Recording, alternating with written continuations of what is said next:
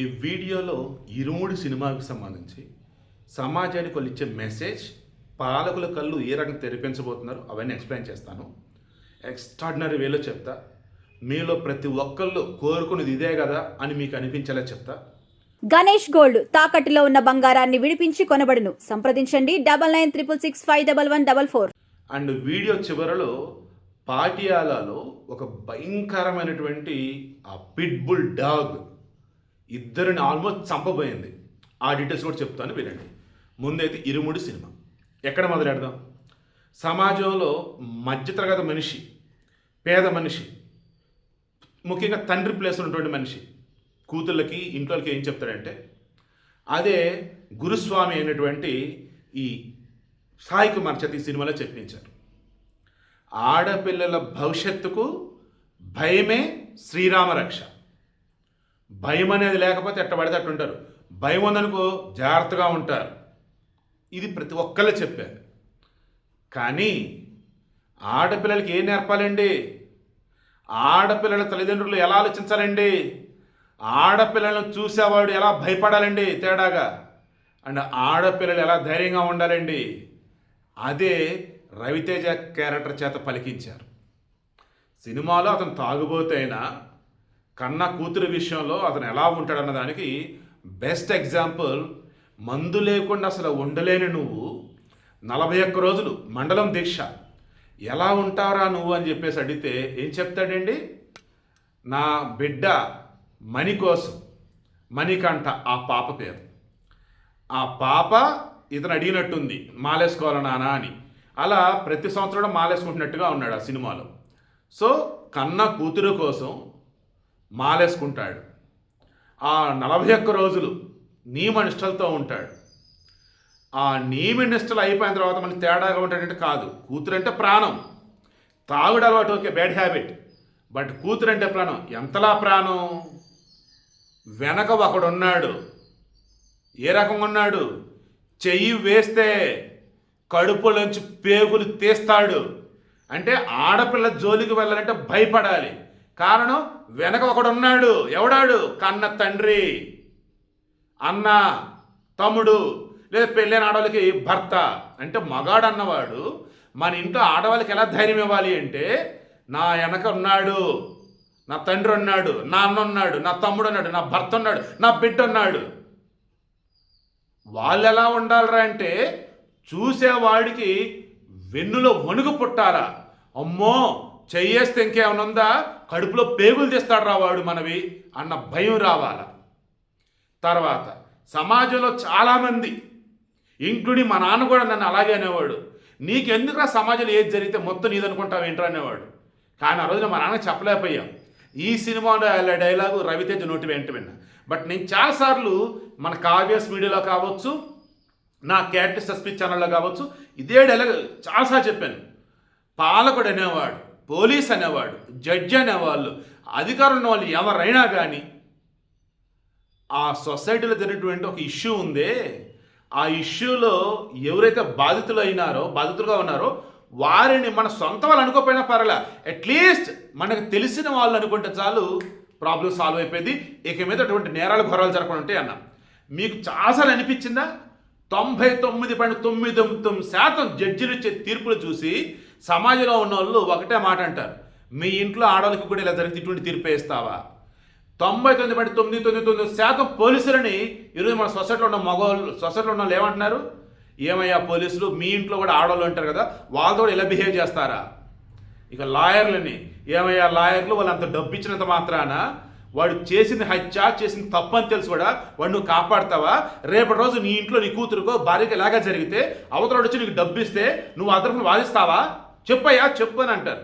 ఇలా ముఖ్యమంత్రి అయితే, ముఖ్యమంత్రి ఇంట్లో కుక్కకి ఏదైనా అయితే అలలాడిపోయాడు మన మధ్య కేసీఆర్ ఉన్నప్పుడు.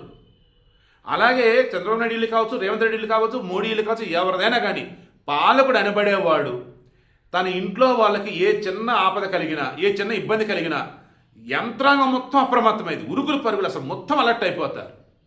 అటువంటి వాళ్ళు వాళ్ళ ఇంట్లో పని మనిషి బిడ్డకి ఇలా జరిగిందని అనుకున్నా చాలండి, మన సమాజంలో జరిగే నేరాలు ఘోరాలు ఆల్మోస్ట్ ఆగుతాయి. అండ్ త్వరగా నేరస్తులు పట్టుకొని శిక్షిస్తారు కూడా. అదే ఈ సినిమాలో రవితేజ నోటి వెంట వచ్చింది డైలాగ్. నాకు బలహీనత ఉంది. ఏంటి ఆ బలహీనత?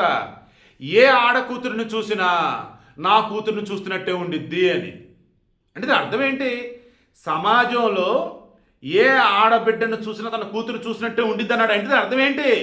చెడుగా ఆలోచించడం ఆ పిల్ల పట్ల. ఆ పిల్ల పట్ల శృంగారం, చెత్త చెదారం మైండ్లో రాదు. కూతురు, కన్న కూతురు, కడుపులో పెట్టుకొని చాక్కోవాల్సినటువంటి బిడ్డ. సో ఎదుటిన్నటువంటి ఆడబిడ్డను చూడగానే తన కన్న కూతురు గుర్తొస్తుంది. అంటే తన అర్థం ఏంటండి? ఆ పిల్లకి ఏ అన్యాయం ఇతను తలపెట్టడు. ఎవడన్నా ఆ పిల్లకి అన్యాయం చేద్దాం చూస్తే తట్టుకోలేడు. అండ్ ఆ పిల్లకి కష్టం వస్తే తీరుస్తాడు. అండ్ ఆ పిల్ల అడిగింది ఇస్తాడు. అన్నింటికి పెంచి ఆ బిడ్డని కంటికి రెప్పలా కాపాడుకుంటాడు. ఇదండి, ఇది 2 తెలుగు రాష్ట్రాల ముఖ్యమంత్రులకి రేపు ఈ సినిమా రిలీజ్ అయ్యాక జనాలు చెప్పేది, అడిగేది గుర్తు చేశారు. ఇప్పుడు నీ సినిమా రిలీజ్ అయ్యాక 2 తెలుగు రాష్ట్రాల ముఖ్యమంత్రి కంటి మీద కొనుక్కుంటుందా? ఏం చేయాలి అప్పుడు? వాళ్ళు ఎక్కడికక్కడ సిస్టమ్ అలర్ట్ చేయాలి. సమాజంలో ఏ ఆడబిడ్డకి చిన్న ఇబ్బంది కలిగినా తన ఇంట్లో ఆడబిడ్డకి ఇబ్బంది కలిగినట్టుగా పాలకులు ఫీల్ అయ్యేలా ఈ సినిమా వాళ్ళని మార్చబోతుంది. మార్చాలి కూడా, మారాలి కూడా. అప్పుడే నా ఇంట్లో ఉన్న ఆడపిల్లలు, మీ ఇంట్లో ఉన్న ఆడపిల్లలు, ఈ సమాజంలో ఉన్న ఆడపిల్లలు క్షేమంగా ఉంటారండి. ఉయిర్ అని చెప్పేసి ఒక సినిమా చూశాను నిన్న మొన్న చూసా, G5లో ఉంది. అందులో కూడా పసిబిడ్డలని ఎలా ఎత్తుకెళ్తారు, వేషగృహాలకి ఎలా అమ్ముతారు, అసలు అక్కడ పడే కష్టాలు, బాధలు ఎలా ఉంటాయి అన్నది చూసి నాకైతే కడుపు తరుక్కుపోయింది. ఇంతమంది పిల్లలు అలారని సినిమా ఎండింగ్లో వేస్తాడు. ప్రతి సంవత్సరం ఎంతమంది పిల్లలు మిస్ అవుతున్నారు, అందులో ఎంతమంది పిల్లలు మరలా ఇంటికి తీసుకురాగలుగుతున్నారు ఏంటని చెప్పేసి. ఎక్కడండి లోపం? అంతా మన వల్ల కాదండి, ఘోరం అండి అసలు. But I'm sure irumudi cinema మాత్రం దుమ్ము రేపిద్దని నాకు అనిపిస్తుంది. రవితేజ కెరీర్లో one of the best movie ఇరుముడి అవుతుంది. నాకైతే చాలా స్ట్రాంగ్ అనిపిస్తూ ఉంది. రేపు 21 సో గ్రాండ్ రిలీజ్ కాబోతుంది. ఖచ్చితంగా మిస్ అవ్వకుండా అంతా చూడండి. నేను కూడా చూస్తాను. ఇక స్టార్టింగ్ అన్నా కదా, పాటియాలాలో ఒక పిట్బుల్ డాగ్ అండి. ఆయన ఒక ప్రైవేట్ బ్యాంకులో మేనేజర్, అంకిత్ సబ్రవాల్. తర్వాత ఆమె వచ్చేటప్పటికి చండీగఢ్ యూనివర్సిటీ ఒక ప్రొఫెసర్. ఆమె పేరు వచ్చేసి షామిలి సబ్రవాల్ అనుకుంటా. పాపం ఒక ఇంటింటికి సంబంధించినట్టు ఏజెంట్ ఉంటారు, బ్రోకర్లు. వాళ్ళతో జుమన్ నగర్ అని చెప్పేసి ఈ చండీగఢ్లో పాటియాలాలో ఉన్నటువంటి ఏరియా జుమన్ నగర్లో ఇల్లు చూస్తానికి వెళ్ళారు.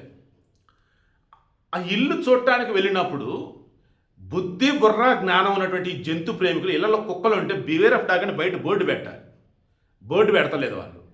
ఈలో పాపం ఏదైనా డెలివరీ ఇవ్వడానికి వెళ్ళిన వాళ్ళు, ఇంటికి ఎవరైనా అతిథులు వస్తానో వాళ్ళ పని అయిపోతుంది. ఇంకా హైదరాబాద్ అలాగే కదండి. పాపం ఒక అతను చనిపోయాడు, డెలివరీ ఇవ్వడానికి వెళ్ళిపోయి కుక్క మీదకి వస్తే దూకేసాడు పైనుంచి, చనిపోయాడు పాపం.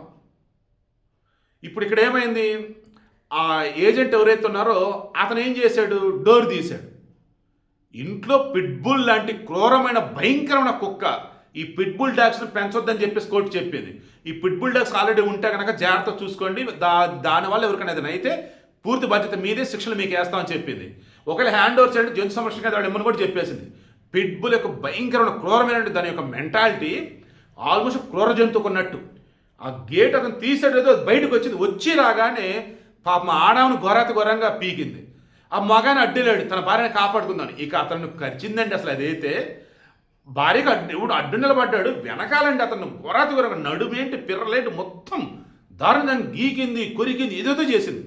ఆ కుక్క ఓనర్ వచ్చాడు, ఈ ఏజెంట్ వచ్చాడు, చుట్టుపక్కల వాళ్ళు మొత్తం కొడుతున్నా ఎన్ని చేస్తున్నారు, వాళ్ళ పీకుతూనే ఉంది. మనల్ని చంపటానికి ఏదైనా వచ్చింది అంటే దానిని చంపొచ్చు, కోర్టులు కూడా అవే చెప్తున్నాయి. కానీ భూతదయ ఎందుకు చంపాలి దాన్ని? నేను ఒకటి దాన్ని ఆడ చంపుతారు మనం ఇంకో భయం, ఇవన్నీ కలగలిపే పాపం రక్తం గారుకుంటూ ఆసుపత్రికి వెళ్ళాడు ఆ భార్యాభర్తలు. అయితే bank manager, Chandigarh university professor. ఘోరం అండి. సో జంతు ప్రేమికులారా, మీ దండం, మీ జంతువులు మీరు జాగ్రత్త కాపాడుకోండి, చూసుకోండి. మాలాంటి మనుషులు మాత్రం బ్రతకనివ్వండి.